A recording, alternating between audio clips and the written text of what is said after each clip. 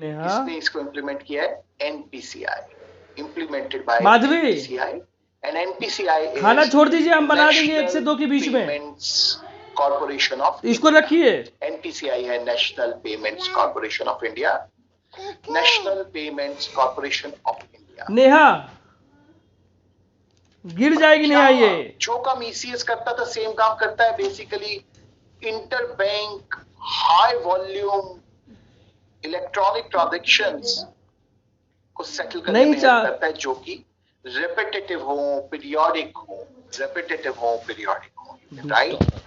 And I will give you examples to facilitate interbank, high volume electronic transactions which are periodic and repetitive in nature. जो एक जैसी frequency पे आए और एक जैसे अमाउंट के लिए हो नॉर्मली, उन ट्रांजैक्शंस को सेटल करने में हेल्प करता है। जैसे कि आप बात समझ लें, सैलरीज की पेमेंट होनी है, पेंशन्स की पेमेंट होनी है, डिविडेंड डिस्ट्रीब्यूट होने हैं, ईएमआई कलेक्ट करनी है, टेलीफोन बिल कलेक्ट करना है, इलेक्ट्रिसिटी बिल कलेक्ट करना है, उन सब चीजों में इससे हेल्प होती है। तो NACH system can be used for making bulk transactions. Bulk transactions किस चीजों के लिए? For let's say payment of salaries, pensions, distribution of dividend, subsidy, government को कोई सब्सिडी डिस्ट्रीब्यूट करनी है, etc. And collection of EMI, सबसे पहला काम तो EMIs, and then collection of electricity bills, telephone bills, और भी काम आ जाते हैं। म्यूचुअल फंड की सिप वगैरह को भी इससे कलेक्ट किया जा सकता है। तरह तरह की जो भी पेमेंट्स हैं। दो इसमें मैंडेट में पोर्शंस हैं, NACH क्रेडिट और NACH डेबिट। NACH क्रेडिट जब बहुत सारे अकाउंट्स क्रेडिट किए जाएं और एक अकाउंट को डेबिट किया जाए। When a number of accounts are credited and a single account is debited. When a number of accounts are credited and a single account is debited. कब होगा? For example, payment of salaries, salary में payment में होगा, payment of dividend, payment of pension, ये सारे cases में number of accounts will be credited and one single account will be debited.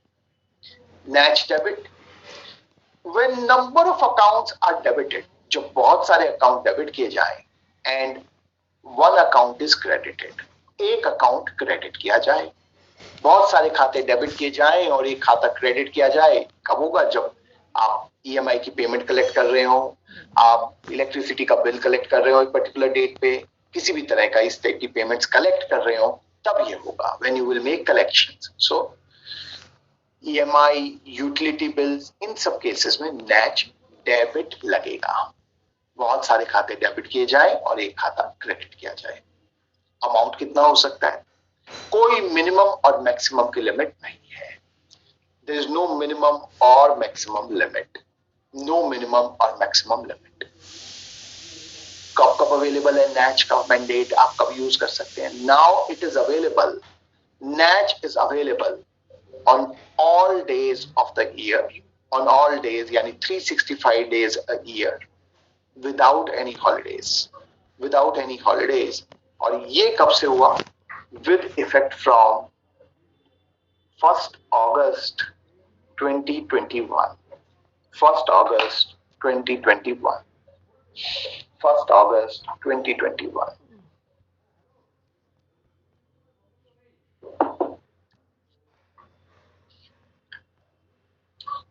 Now let's talk about speed clearing. Speed clearing is basically when we collect outstation checks through local clearing using our CBS system. Core banking system को use करते हुए हम outstation checks को local clearing की तरह collect करें, तो timelines भी वही लगती हैं जो लोकल क्लियरिंग पे लगती हैं। तो you can write collection of outstation cheques through local clearing. Speed clearing is collection of outstation checks through local clearing. It is facilitated. It is facilitated for collecting outstation checks. For collecting outstation checks using core banking enabled branches.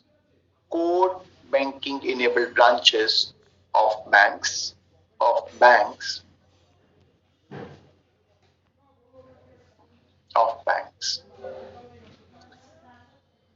Timelines. Outstation checks under speed clearing will be paid on T+1 or T+2 basis. T+1 or T+2 basis. Outstation checks under speed clearing will be paid on T+1 or T+2 basis. Next बात करते हैं cheque truncation. Cheque truncation अब तो हमें पता है बड़ी common concept हो गई है। जब एक फिजिकल चेक को इलेक्ट्रॉनिक इमेज में कन्वर्ट किया जाए तो उस प्रोसेस को मैं चेक ट्रंकेशन बोलता हूं। और हम अपने चेक को स्कैन करते हैं और आजकल ट्रंकेशन करने के बाद चेक की सिर्फ इमेज आगे भेजी जाती है, फिजिकल चेक को नहीं भेजा जाता, सिर्फ एक इमेज भेजी जाती है। और कलेक्टिंग बैंक की रिस्पॉन्सिबिलिटी है कि चेक और ओरिजिनल चेक और उसकी इलेक्ट्रॉनिक इमेज दोनों को 10 साल तक प्रिजर्व करके रखें। अब आप लिख लीजिए इस बात को। Cheque truncation is converting physical check into an electronic image. Physical check into an electronic image. Converting physical check into an electronic image. Into an electronic image.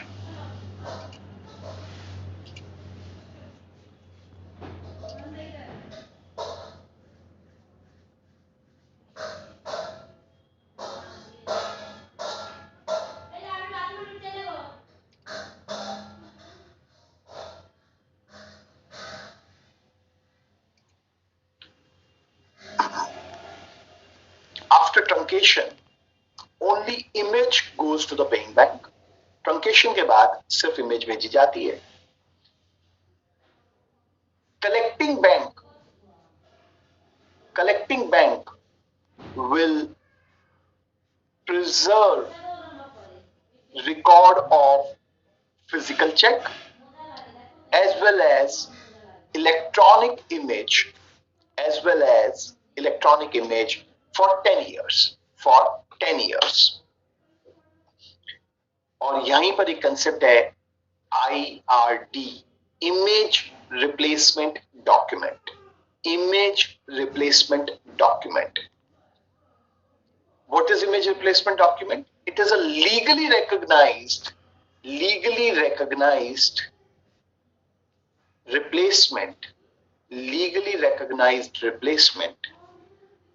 of the original check for representment.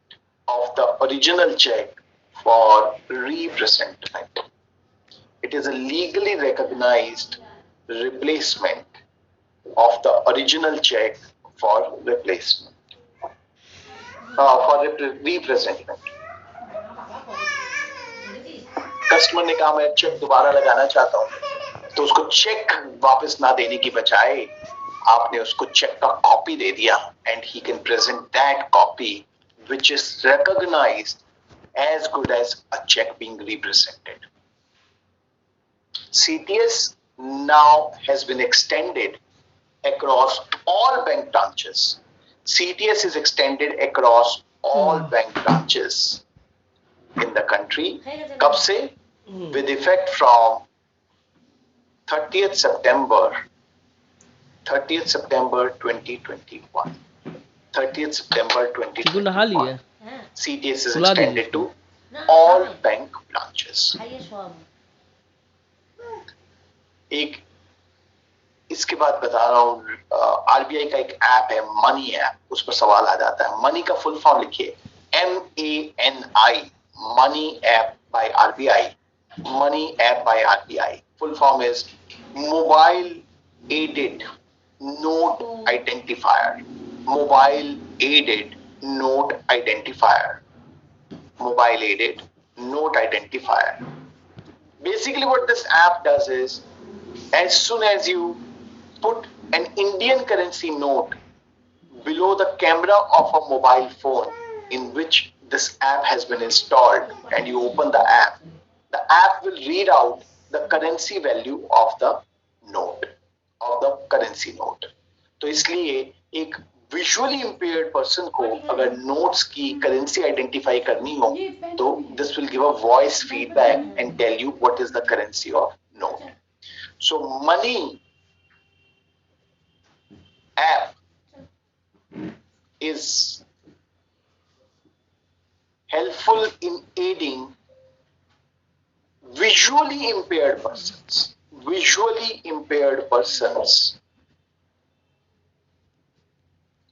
to identify denomination of Indian banknotes.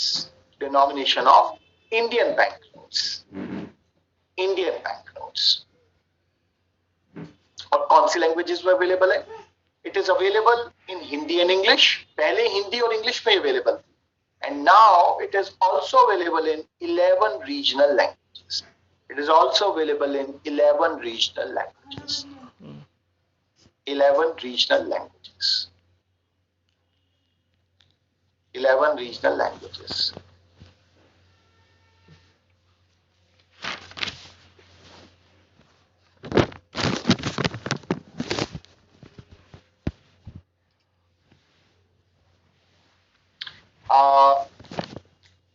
इस app का फोर्स note identify करने का function नहीं है. ना ना ना ना.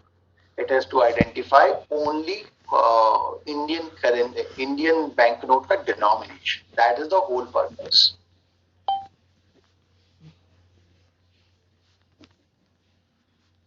प्रीपेड इंस्ट्रूमेंट्स की बात करते हैं. प्रीपेड इंस्ट्रूमेंट्स जैसे मोबाइल वॉलेट्स होते हैं. आजकल तरह तरह के हमारे mobile wallets, Amazon pay etcetera, these are all prepaid instruments called as prepaid instruments. इसमें दो तरह के प्रीपेड इंस्ट्रूमेंट्स होते हैं. एक, आप फुल केवाईसी करते हैं कस्टमर की. वो अपना जैसे बैंक में केवाईसी होती है, सारा डॉक्यूमेंट सबमिट करता है उनके पास, ओबीडी देता है, तो वो फुल केवाईसी. या उसके अलावा मिनिमम डिटेल लेकर भी प्रीपेड इंस्ट्रूमेंट बनाया जा सकता है. मिनिमम डिटेल्स में सिर्फ एक आइडेंटिफिकेशन नंबर देना होता है जैसे, और उसमें वो डॉक्यूमेंट चल जाते हैं जो ओबीडी में भी नहीं होते, जैसे ड्राइविंग लाइसेंस का number, voter even pan card का नंबर, वोटर आईडी कार्ड का नंबर. सिर्फ नंबर देना है और सेल्फ डिक्लेरेशन पे मिनिमम डिटेल माना जाएगा. उसके बाद कुछ पीरियड के बाद उसकी केवाईसी करनी मैंडेटरी है, बट एक सफिशिएंट पीरियड मिलता है जिससे कि लोग काम स्टार्ट कर सकें. तो आप खुद देख सकते हैं मिनिमम केवाईसी के साथ लिमिट्स कम रखी जाती हैं, फुल केवाईसी के साथ लिमिट ज्यादा रखी जाती है. तो इन case of prepaid instruments validity is for minimum 12 months. Minimum 12 months. Minimum. अब अमाउंट्स कितने कितने होंगे? तो maximum amount by accepting minimum details. Maximum amount by accepting minimum details. जब मिनिमम डिटेल का मतलब है वो जब आइडेंटिफाई रिमार्क्स लिए जाते हैं, सिर्फ नंबर्स लिए जाते हैं. In that case amount loaded during the month. एक महीने में अमाउंट लोड किया जा सकता है 10,000 रुपया. Amount loaded during month maximum 10,000. और एक साल में मैक्सिमम अमाउंट लोड किया जा सकता है 1,20,000. पहले ये कम होता था, 1 लाख होता था, उसे बढ़ाकर 1,20,000 कर दिया गया. तो हर महीने 10,000 करके 1,20,000 लोड कर सकते हैं. Maximum amount in a financial year ₹1,20,000. Balance outstanding at any time. Maximum balance कितना खड़ा हो सकता है? Balance outstanding at any time ₹10,000. ₹10,000. And total debits in a month. ₹10,000. Maximum ₹10,000. ये सारी चीजें मैक्सिमम है. मैक्सिमम ₹10,000. और केवाईसी कंप्लायंट कितने टाइम में करना होगा? has to be converted to KYC compliant, has to be converted to KYC compliant within 24 months. Within 24 months. कहां से 24 months? Within 24 months from the date of issue of PPI. From the date of issue of PPI. Within 24 months from the date of issue of PPI. नहीं देख जा बोलोगे तो नहीं देंगे, छोड़ देंगे। और अब इसके बाद आता है फुल केवाईसी कर दिया है। फुल के पीपीआई का फुल फॉर्म अभी तो पता है, prepaid instruments. Prepaid instruments, prepaid instruments are PPI. Prepaid instruments are PPI. तुम नहीं सकते, तुम स्वार्थी हो। इसके बाद है open system PPI with KYC. Open system PPI with KYC. ये नहीं एक्सपेक्ट किया था तुमसे। इसके एग्जाम्पल मैंने अभी आपको बताया था, ध्यान से सुनिए। मैंने अभी बोला था जैसे आपकी जितने मोबाइल वॉलेट्स हैं वो सब पीपीआई है, अमेज़न पे पीपीआई है, ये सारे प्रीपेड इंस्ट्रूमेंट्स हैं। Open system PPI with KYC, जहां पर फुल केवाईसी की गई है, फुल केवाईसी की गई है। Outstanding maximum ₹2 lakh. Outstanding maximum आप देख रहे तो ऊपर 1,20,000 था विदाउट केवाईसी, यहां पर outstanding maximum ₹2 lakh. Maximum ₹2 lakh. And cash loading is allowed up to ₹50,000 per month. Cash loading is allowed up to ₹50,000 per month.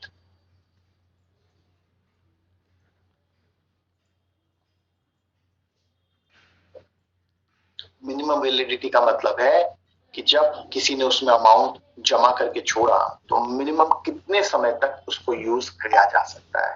तो मिनिमम वैलिडिटी 12 महीने। किसी ने भी ये पीपीआई बताया है तो वो अमाउंट तब तक एक्सपायर नहीं होगा। Maximum value of prepaid gift instrument कितनी हो सकती है?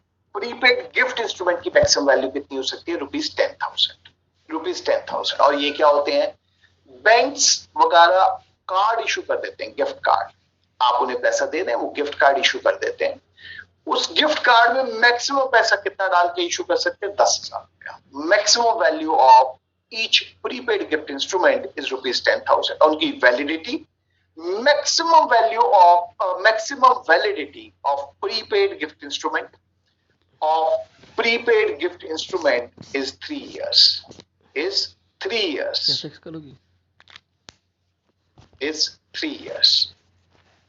3 साल तक के लिए एक प्रीपेड गिफ्ट कार्ड काम में लिया जा सकता है।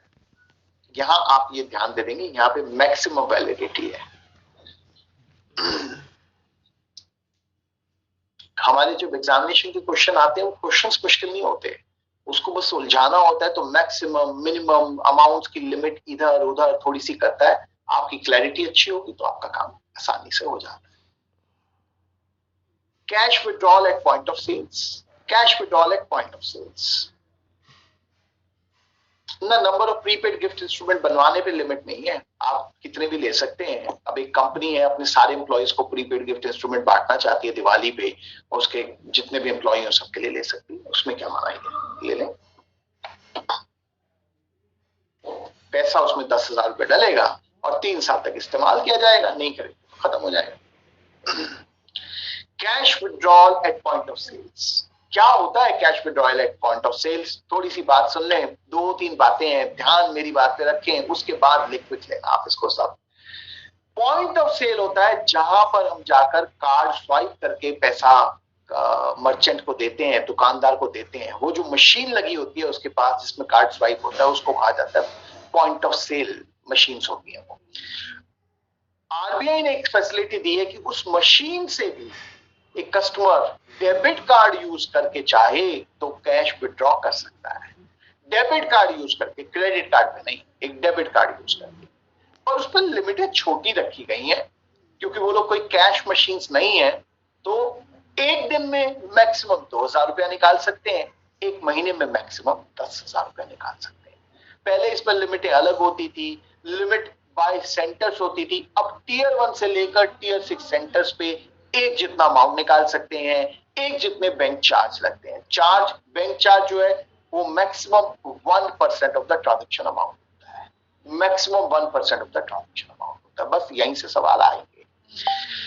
It is allowed against debit cards only, allowed against debit cards only. Closed, और ये जो सेमी क्लोज्ड का मीनिंग है कि आपने जब डिटेल नहीं ली होती, बिना किसी डिटेल के लेते तो वो क्लोज नहीं किया है। Allowed against debit cards only. Maximum amount up to ₹2,000 per day, up to ₹2,000 per day. कहां पे? सारे सेंटर्स पे, in tier 1 to tier 6 centres, in tier 1 to tier 6 centres. and maximum ₹10,000 per month, maximum ₹10,000 per month. Charges जो customer को लगेंगे maximum 1% of transaction amount, maximum 1% of transaction amount at all centers, at all centers. सभी centres पे maximum 1% का transaction charge लगाया जा सकता है, और वो भी क्या है? मैक्सिमम।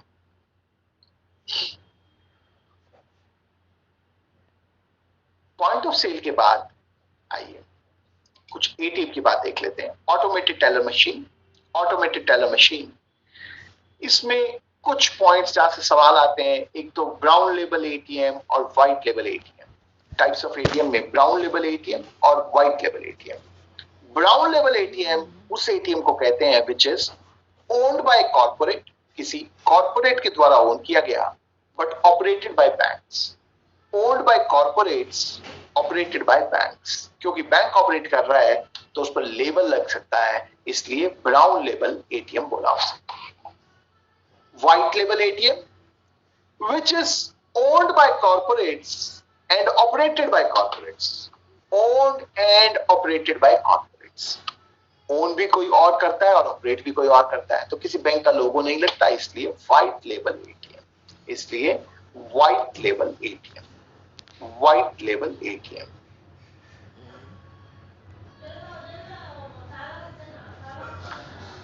फेल्ड एटीएम ट्रांजैक्शन पे, फेल्ड एटीएम ट्रांजैक्शन पे क्या प्रोविजंस हैं? बेसिकली फेल्ड एटीएम ट्रांजैक्शन के केस में बैंक को अपने आप बिना कस्टमर की कंप्लेंट का इंतजार किए प्रोएक्टिव बेसिस पे जिस दिन ट्रांजैक्शन फेल हुई थी वो दिन और उसके अलावा 5 दिन और T+5 बेसिस पर कस्टमर का अकाउंट वापस क्रेडिट करना होगा, वापस क्रेडिट करना होगा। और अगर करने में देरी की तो for every day of delay ₹100 per day will be paid to the customer without any claim from customer। Customer को क्लेम नहीं करना, आपको अपने आप से वो पेनल्टी पे करनी है उसको।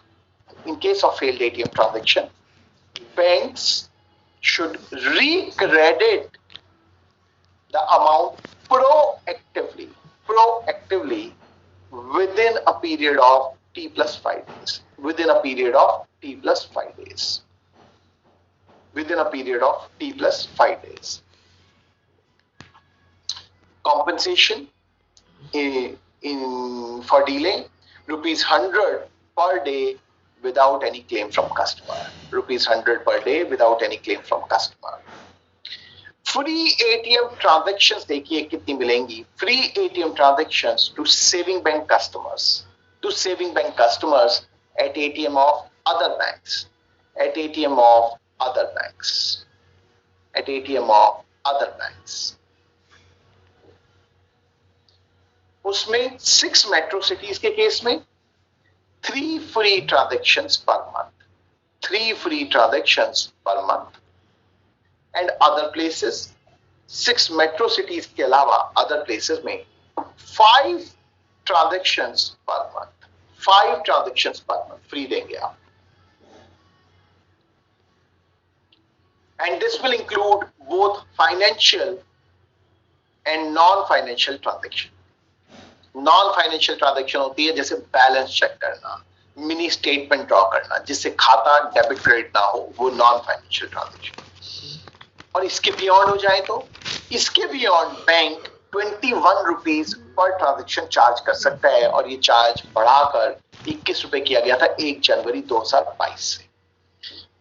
For transaction beyond this, bank can charge maximum rupees 21 per transaction from 1st January 2022. From 1st January 2022. और ओन एटीएम पर कितनी फ्री ट्रांजैक्शंस हो सकती हैं? Free transactions at own ATM, free transactions at own ATM minimum 5 free transactions, minimum 5 free transactions per month at own ATM, and this will also include financial and non-financial transactions. This will also include financial and non-financial transactions.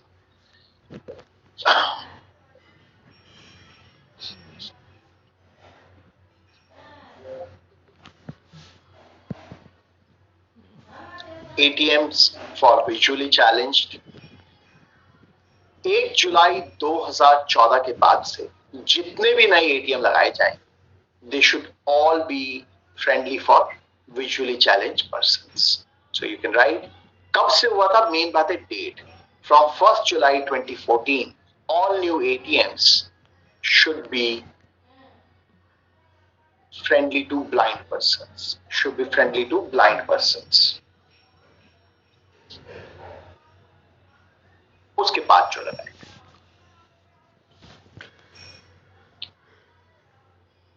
थोड़ी सी schemes और हैं ATM पे।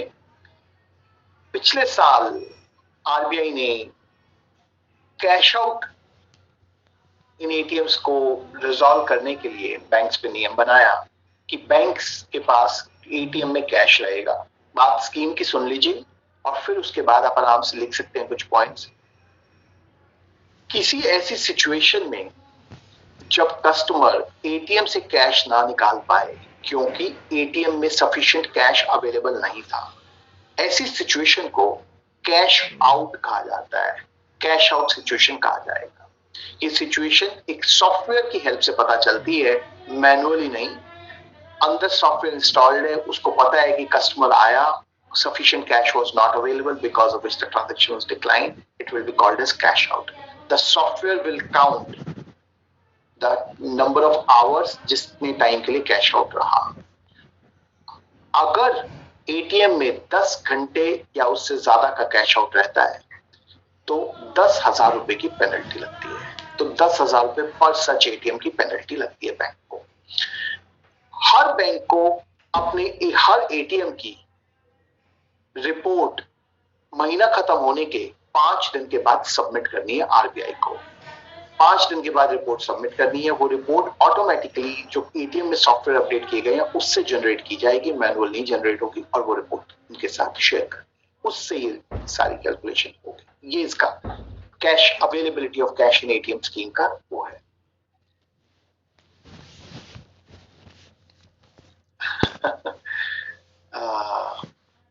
बस वो ऐसा ही है कि कब से स्टार्ट हुए, डेट्स आ जाती हैं, अब क्या कर सकते हैं उसका।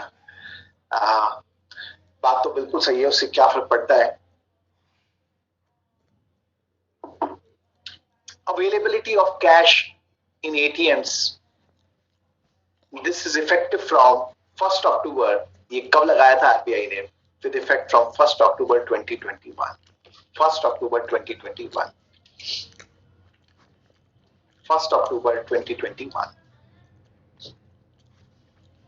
मुझे सॉफ्टवेयर का एग्जैक्ट नेम नहीं पता है, या किसी ने नाम लिखा था नाम, मुझे ये नहीं पता कि वो सॉफ्टवेयर क्या। मुझे प्रोसेस पता है बट उसमें क्या एग्जैक्ट कौन सा सॉफ्टवेयर यूज होता है वो नहीं पता।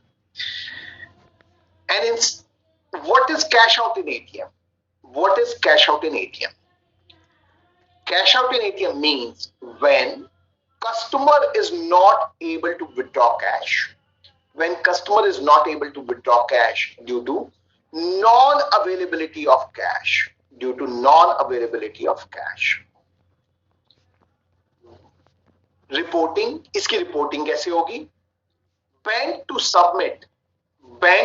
Submit system generated report system generated report on downtime of ATM, on downtime of ATM किसको देनी है? To RBI.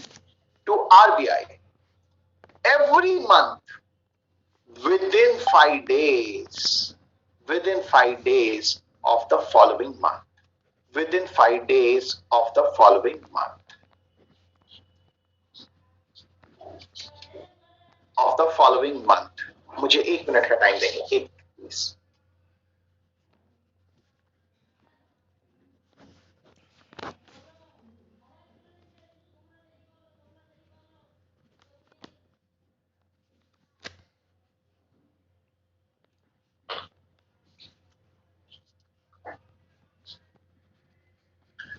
Cash out at any ATM of more than 10 hours in a month. किसी दिन आधा घंटा हुआ, किसी दिन और ज्यादा हुआ, पूरे महीने में 10 घंटे का कैश आउट काउंट करना है. Cash out at any ATM of more than 10 hours in a month will attract a flat penalty of rupees 10,000 per such ATM. 10,000 per such ATM. अब इसके बाद एक cassette swap in ATMs के बारे में RBI has been pushing for it to avoid basically किसी तरह का रिस्क. जब एटीएम को टॉप अप किया जाता है उस टाइम पर उसमें किसी टाइप का लॉस या रिस्क को अवॉइड करने के लिए they are saying that notes should be loaded in lockable cassettes. पहले से ही वो वैन लेके आए, लॉकेबल कैसेट्स में लेके आए, वो लॉक्ड है.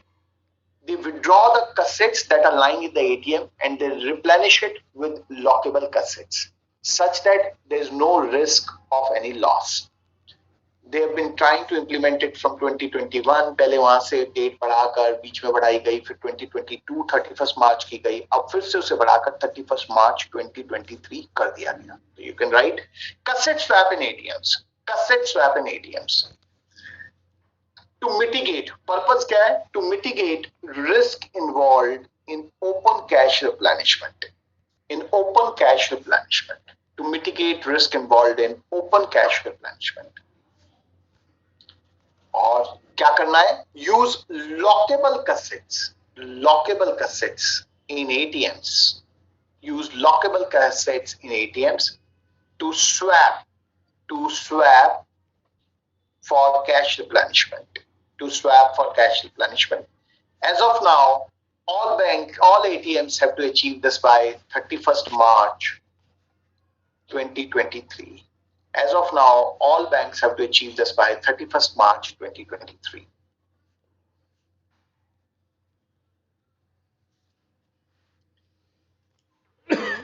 अब एक बात करते हैं अनऑथराइज्ड इलेक्ट्रॉनिक बैंकिंग ट्रांजैक्शंस के केस में. कस्टमर ने इलेक्ट्रॉनिक ट्रांजैक्शन की नहीं, उसका खाता डेबिट हो गया, उसको कहते हैं अनऑथराइज्ड इलेक्ट्रॉनिक बैंकिंग ट्रांजैक्शन. बात मेरी ध्यान से सुन ले, लिखने में कुछ खास रह ही नहीं जाएगा, बहुत आसान सा काम है. अगर 2-3 केसेस हैं यहां पर. अगर तो ये लॉस कस्टमर की नेग्लिजेंस से हुआ हो, कस्टमर ने किसी को ओटीपी वगैरह शेयर कर दिया, तो लॉस कस्टमर को बियर करना होगा. अगर ये लॉस बैंक की गलती से हुआ हो, बैंक के एम्प्लॉय ने फ्रॉड किया हो, कोई बैंक एम्प्लॉय की नेग्लिजेंस हो, तो सारा लॉस बैंक को बियर करना है.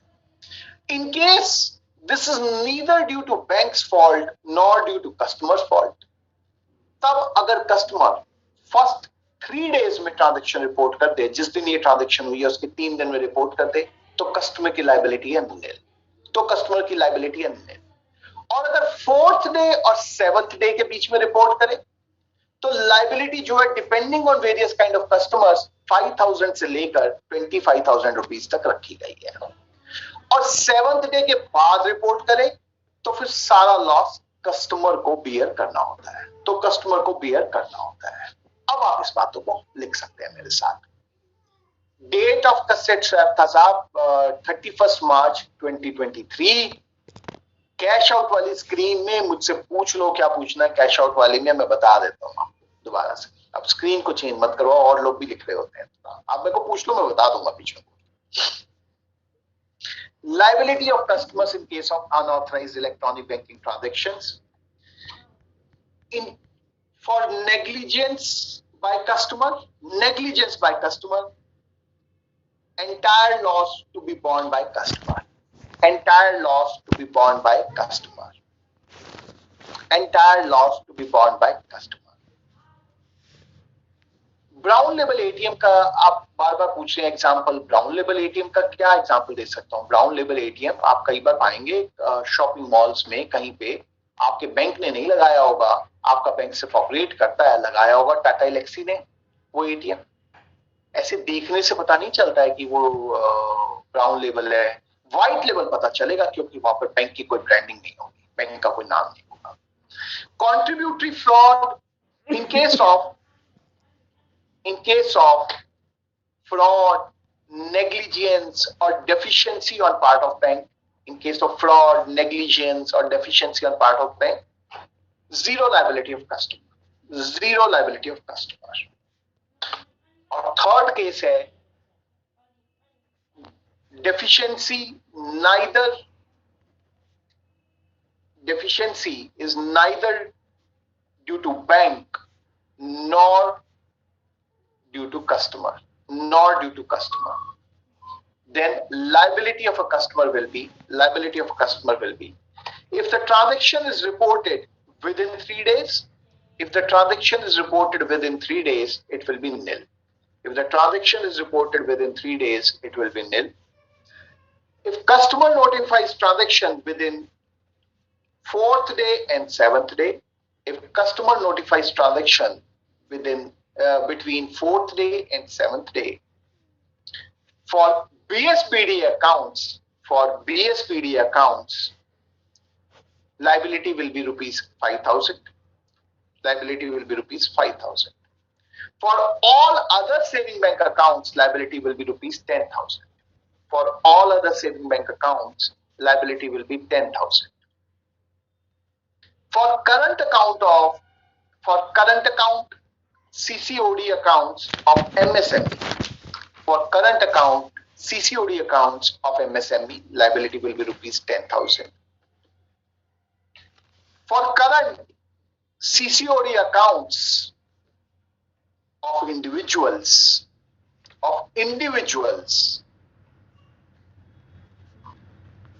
with annual average balance or limit up to rupees 25 lakhs or limit available in the account up to rupees 25 lakhs, maximum liability will be rupees 10,000. And in all other CCOD or current accounts, maximum liability will be rupees 25,000. Rupees 25,000. Rupees 25,000. In case of credit cards, in case of credit cards with limit up to rupees 5 lakh, the liability can be maximum rupees 10,000. Liability can be maximum rupees 10,000. And in case of credit cards with limit more than rupees 5 lakhs, liability will be 25,000. Liability will be 25,000. और अगर 7 दिन के बाद report किया, if the customer reports transaction after 7 days, customer will bear the entire loss. After 7 days, customer will bear the entire. 7 दिन के बाद report करने पर customer will bear the entire. तो पूरी liability उसकी.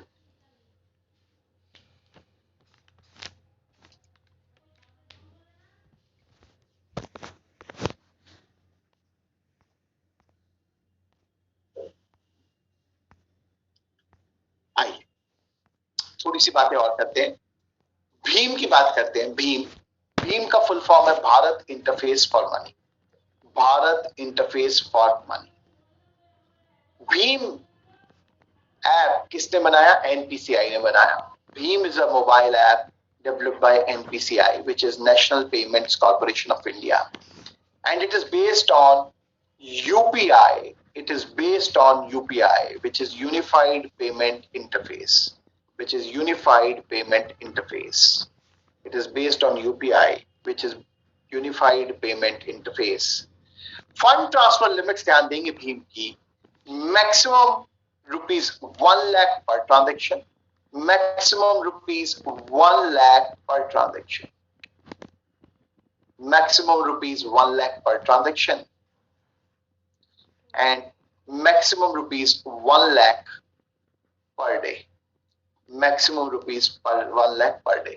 एक दिन में मैक्सिमम 1 लाख रुपया भेजा जा सकता है और एक ट्रांजैक्शन मैक्सिमम कितने अमाउंट की हो सकती है? 1 लाख रुपए की हो सकती है, मैक्सिमम 1 लाख रुपए की हो सकती है एक ट्रांजैक्शन.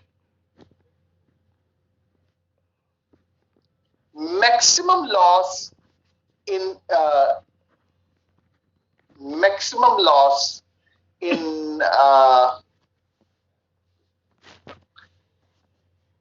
all reporting, मुझे समझ नहीं आया आपने क्या लिखा है, बट मैक्सिमम लॉस तो जो था अनऑथराइज्ड इलेक्ट्रॉनिक ट्रांजैक्शन में कस्टमर को फुल लॉस लग सकता है if the transaction is not reported timely, if the transaction is happened because of the fault of customer, दोनों केसेस में.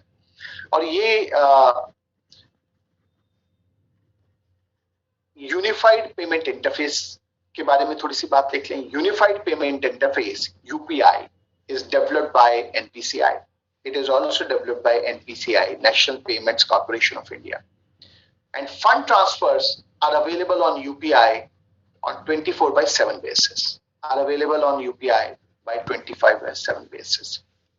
मैक्सिमम लिमिट कितनी है? ध्यान देंगे यहां पर मैक्सिमम लिमिट का. Maximum limit by UPI is ₹2 lakhs, ₹2 lakhs for fund transverse.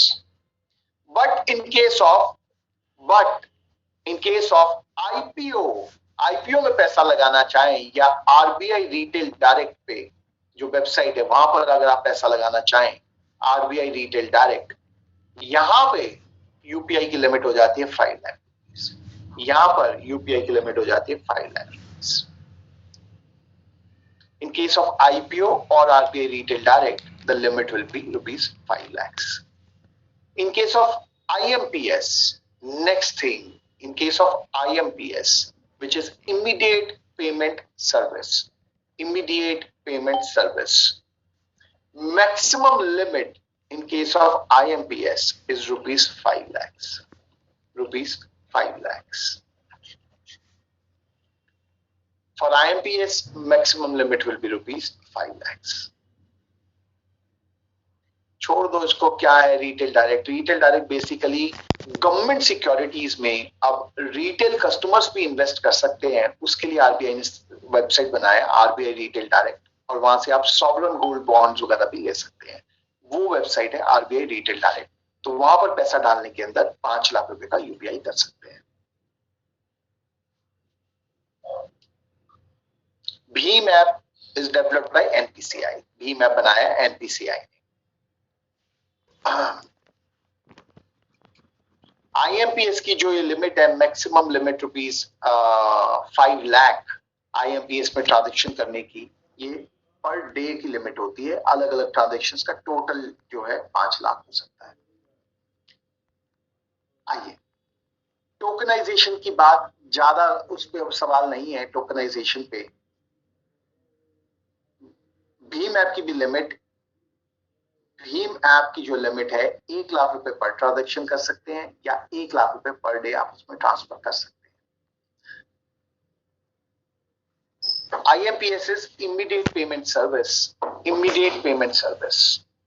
Bank में पैसा ट्रांसफर करने के लिए हम किसी को आईएमपीएस करते हैं ना, जैसे एनईएफटी करते हैं, ऐसे आप आईएमपीएस कर सकते हैं जब ट्रांजैक्शन, ये समझ लो छोटी ट्रांजैक्शन के लिए आपकी अपनी आरटीजीएस है, उसी टाइम पे पैसा ट्रांसफर हो जाता है.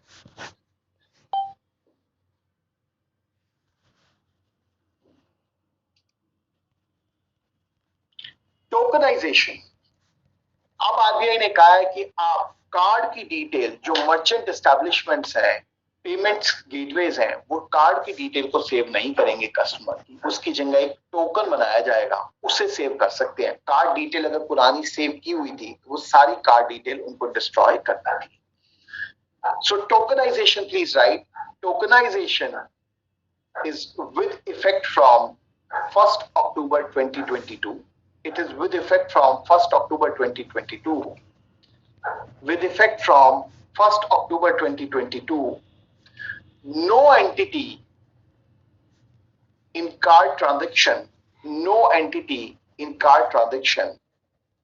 payment chain, other than card issuers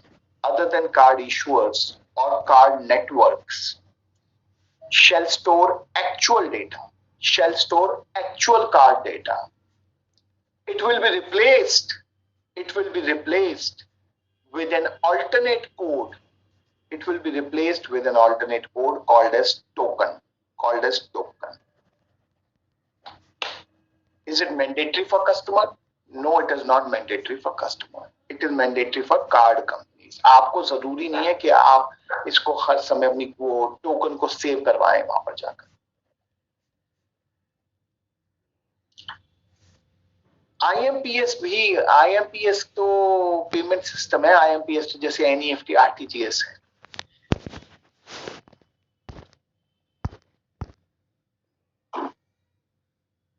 चलिए टर्न अराउंड टाइम की बात कर लेते हैं. कुछ पर्टिकुलर ट्रांजैक्शंस हैं जिनका टर्न अराउंड टाइम और कॉम्पेंसेशन एक जैसा है. लिख लीजिए.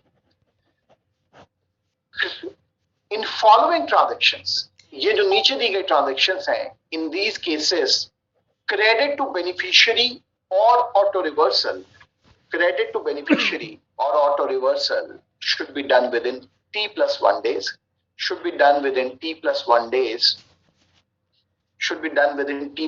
days. In case of delay, compensation will be rupees 100 per day.